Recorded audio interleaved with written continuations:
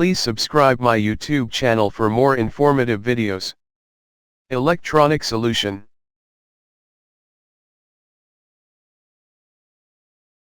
Under overload condition, the current through the bimetal causes to raise the temperature of it.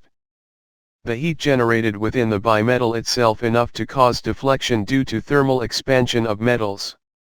This deflection further releases the trip latch and hence contacts get separated. In some MCBs, magnetic field generated by the coil causes develop pull on bimetal such that it deflection activates the tripping mechanism.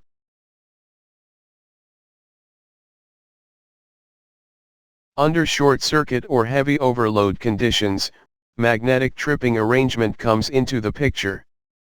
Under normal working condition, the slug is held in a position by light spring because magnetic field generated by the coil is not sufficient to attract the latch. When a fault current flows, the magnetic field generated by the coil is sufficient to overcome the spring force holding slug in position. And hence slug moves and then actuate the tripping mechanism. Please subscribe my YouTube channel for more informative videos. Electronic solution. A combination of both magnetic and thermal tripping mechanisms are implemented in most of MCBs. In both magnetic and thermal tripping operations, an arc is formed when the contacts start separating.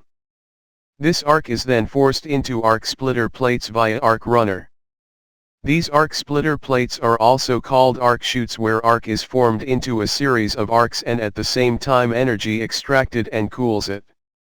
Hence this arrangement achieves the arc extinction. Types of miniature circuit breakers, MCBs. MCBs are classified into three major types according to their instantaneous tripping currents. They are 1 Type B MCB, 2 Type C MCB, 3 Type D MCB. Type B MCB. This type of MCB will trip instantly at a rate of 3 to 5 times its rated current. These are normally used for resistive or small inductive loads where switching surges are very small. Therefore, these are suitable for residential or light commercial installations.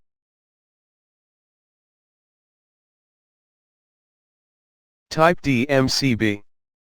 This type of MCB will trip instantly at a rate of 10 to 25 times its rated current. These are normally used for very high inductive loads where high inrush current are very frequent. These are suitable for specific industrial and commercial applications. The common examples of such applications include X-ray machines, UPS systems, industrial welding equipment, large winding motors, etc.